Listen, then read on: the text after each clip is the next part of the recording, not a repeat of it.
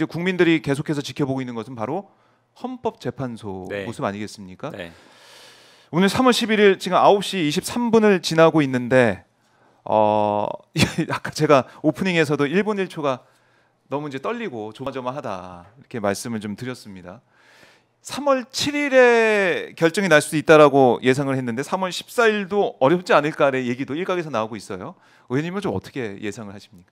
원래 오늘이 변론 종결 2월 25일 날 했지 않습니까? 네. 그 뒤로부터 14일이 되는 날이고 과거에 박근혜 탄핵 사건에서 보면은 이제 2주 만에 선고한 경우가 있잖아요. 네. 노무현 탄핵 사건, 박근혜 탄핵 사건.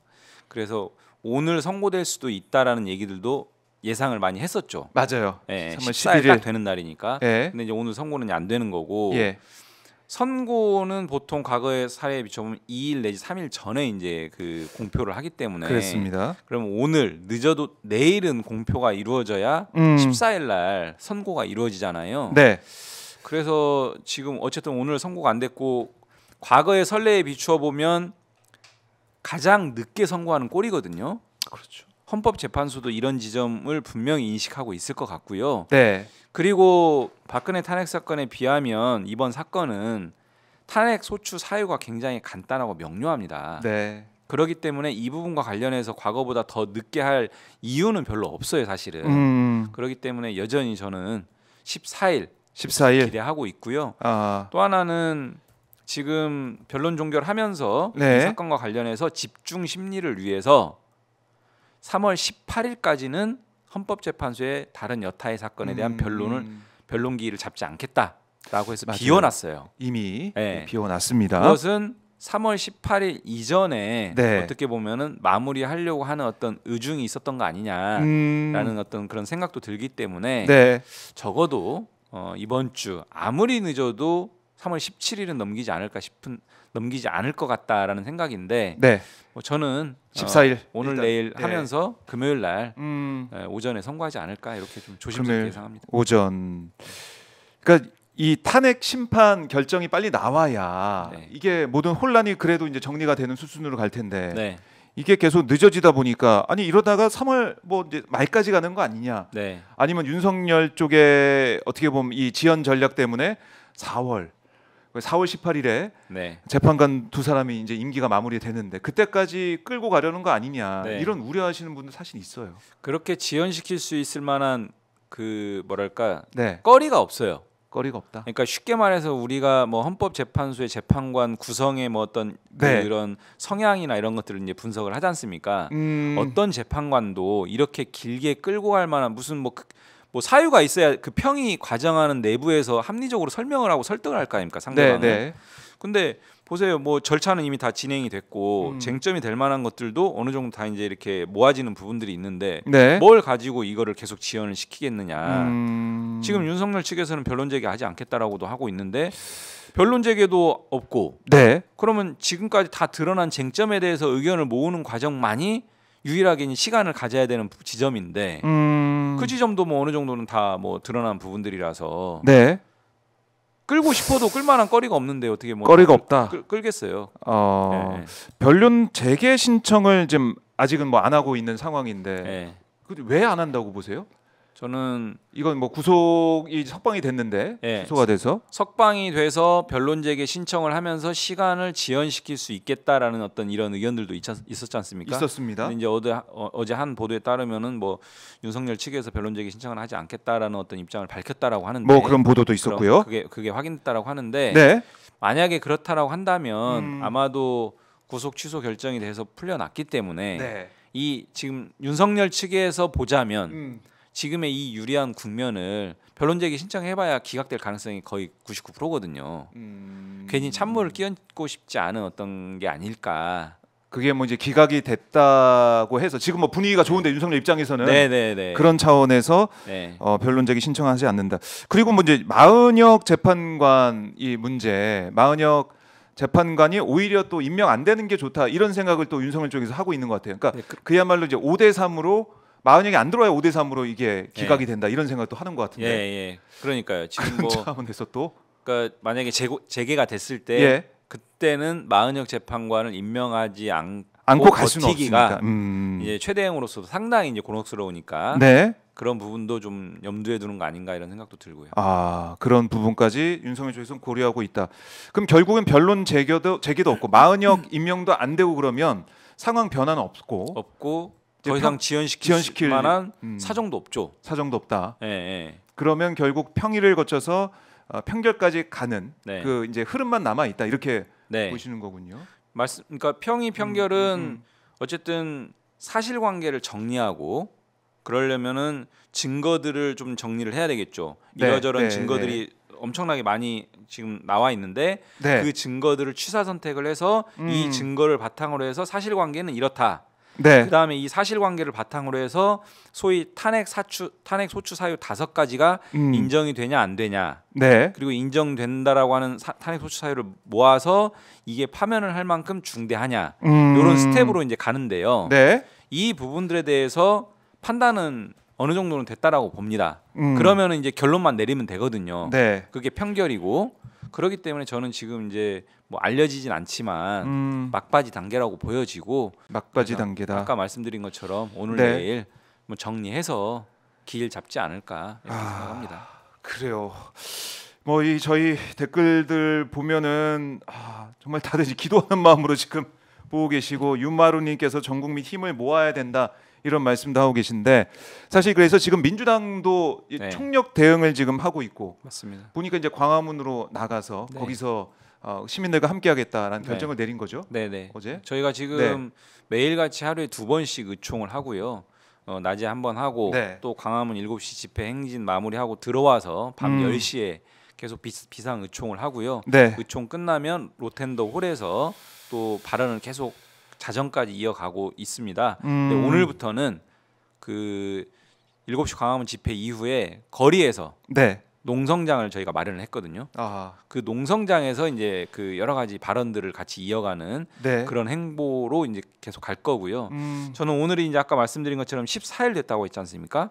헌법재판소도 이제는 과거의 선례보다 가장 늦게 선고하는 상황을 어떻게 보면 연출이 된 꼴이에요. 그렇죠. 네. 예. 그래서 이제는 말씀하신 것처럼 이 국민적 혼란을 빠르게 종식시키고 극복할 수 있는 유일한 해법 중에 하나가 신속한 파면 결정입니다. 신속한 탄핵 결정인데 예. 이미 늦어졌어요. 이제 오늘부터는 늦어지는 겁니다. 그렇죠. 그렇기 때문에 이제는 네. 헌법재판소를 향해서 신속한 파면 촉구를 할 수 있는 그런 충분한 어떤 저희는 그래서 당의 입장에서도 그 시점도 됐고, 예, 이제 당도 그렇고 국민들도 그렇고 헌법재판소가 빨리 좀 그 결론을 내달라. 네. 이런 부분들 충분하게 이제 촉구할 수 있는 어떤 그 상황은 됐다고 봅니다. 그렇네. 시점도. 네, 시점도 지금까지는 예. 헌법재판소가 뭐 신중하게 잘 판단하겠거니 좀 지켜봤잖아요. 근데 이제는 조금 더 늦어지고 있는 상황, 과거의 네. 선례보다 더 늦어지고 있는 상황이기 때문에 이제는 좀 촉구해야 될 상황이 아닌가 싶습니다. 지금 뭐 헌재 입장에서도 지금 만약에 계속 늦어지게 되면은 이게 또 역사에 남는 거 아니겠습니까? 그럼요. 내란 사태에 있어서 헌재가 판단을 간다는 걸 판단하는데 과거보다 늦게 시간을 끌어서 판단을 했다. 이것도 헌법재판관들 개인적인 입장에서는 네. 역사에 또 이름이 남는 거 아니겠습니까? 그렇죠. 그렇겠네요. 그런 시점까지 고려를 했다라는 거. 자, 이 헌재 이제 판단을 앞두고 뭐 윤석열 쪽에서는 윤석열이 관저에 들어가서 뭐 김치찌개 먹고 지금 뭐 이제 정중동 자세로 뭐 가만히 있다라는 얘기, 뭐 대통령실 관계자 발로 여러 가지 얘기가 전해지고 있는데 윤석열이 이제 나와 있는 상태에서도 사실은 당 지도부가 가서 만나고. 네. 또 나경원 의원 등 몇몇 그러니까 지도부 포함해서 의원들한테 전화도 하고 네. 막 이러고 있단 말이죠. 네. 이런 것들이 헌재 판단에 또 영향을 줄까봐 네. 걱정하시는 분들이 있어요. 윤석열이 나와 있는 것 자체가. 네. 어떻게 지금 의원님은 보십니까? 딱 구치소에서 나오면서 보였던 행보들 있잖아요. 모습. 네, 주먹 뭐 불끈 쥐고 예. 무슨 선거 때 어퍼컷 하듯이 뭐 거의 그 수준으로 개선 장군인 것처럼 예. 범죄 피의자인데 가장 중대 범죄 내란 수의 피고인인데 정말 납득할 수 없는 국민들의 염장을 계속 지르고 있는 꼴이고요. 저는 윤석열의 스타일상 과연 관저에만 있을까? 곧 돌아다닐 수 있을 거라고 봅니다.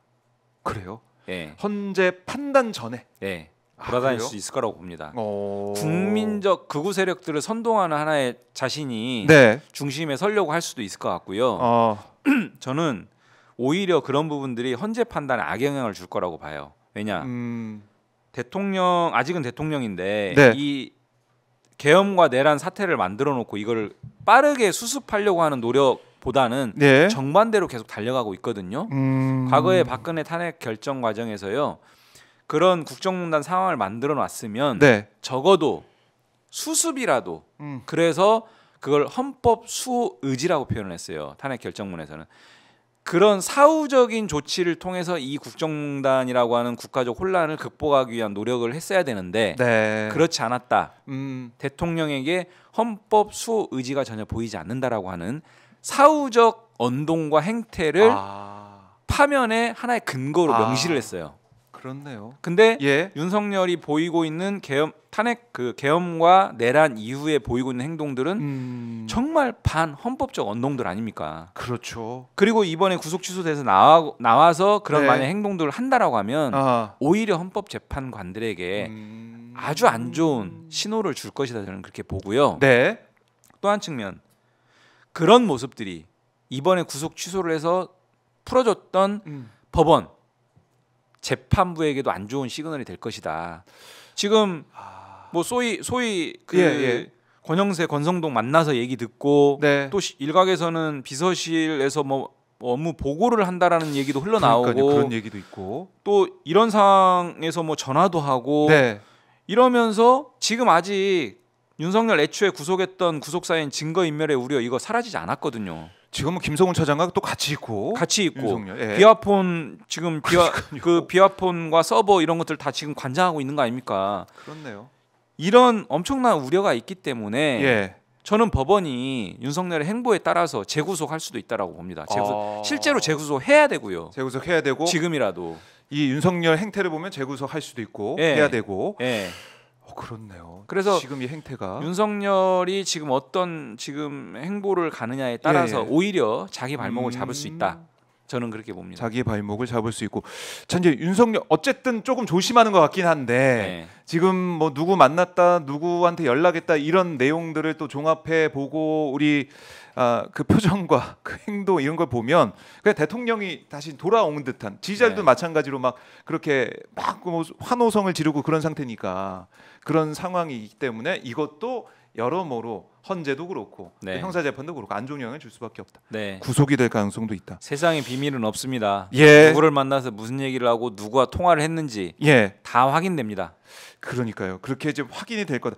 뭐 이제 일각에서는 이 윤석열이 앞으로 뭐 보수 유튜버 이런 데 출연할 수도 있다 이런 얘기도 좀 관측되던데 설마 그렇게까지 할까라는 생각도 들면서 막판까지 가면 또 지지층 결집하기 위한 어떤 차원의 행동이 나올 수도 있겠다. 거리에 나올 수도 있을 것 같습니다. 거리에? 네.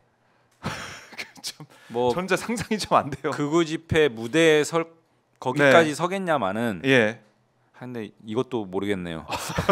요즘에 항상 너무 상식을 벗어난 일들이 많이 벌어져가지고 정강훈 손잡고 막 예. 만세 부르고 있었죠. 적어도 뭐 관자 앞에 시민들을 예. 만나러 나온다거나 이게 자신의 존재감을 계속 부각시키려고 하는 행보를 할 수도 있겠다. 네. 근데 오히려 그게 자기의 발목을 잡을 것이다. 자중해라. 예. 이런 얘기 하고 싶습니다.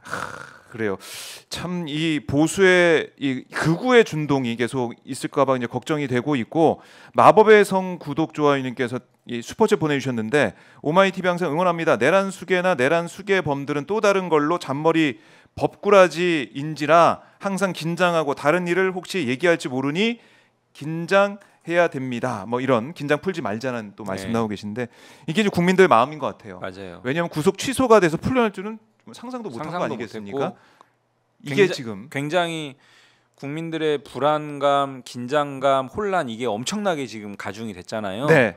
그래서 우리 민주당 그다음에 국민들 하나가 돼가지고 지금 많은 목소리들을 좀 내야 될 시점입니다. 어떤 네. 상황이 또 발생할지 모르기 때문에 그래서 헌재에 대해서도 신속 촉구 그다음에 제대로 된 판단 촉구 이런 네. 부분들을 좀 같이 힘을 모아서 해나가야 될 상황입니다. 그 상황이고 사실 경찰도 지금 선고 당일에는 아예 뭐 100m 주변을 네. 진공 상태로 만들겠다. 네. 그리고 뭐 이 주변 학교도 장치 뭐 쉬는 쪽으로 가는 분위기이기도 하고 네. 너무나 걱정되고 있고 서부지법 난동 폭동 사태 우리가 봤기 때문에 맞아요. 헌재를 좀 잘 지켜야 된다 이런 생각도 들고요. 네. 이것도 우리가 간과해서 안 될 것 같아요. 네, 그러니까 일어나서는 안 되는 서부지법 폭동이 벌어졌기 때문에 더 큰 사안이잖아요. 영장 발부가 아니라 파면 결정을 하는 사안이기 때문에 뭐 무슨 일이 벌어질지 모릅니다, 사실은. 그래서 그 부분들에 대해서 엄청나게 좀 이렇게 경비 조치들이 좀 필요할 것 같고요. 네. 예. 그 경찰의 대응도 대응이고 우리 국민들이 계속 이제 뭉쳐서 매일매일 외치면서 헌재의 빠른 판단을 요구할 수밖에 없다라는 겁니다.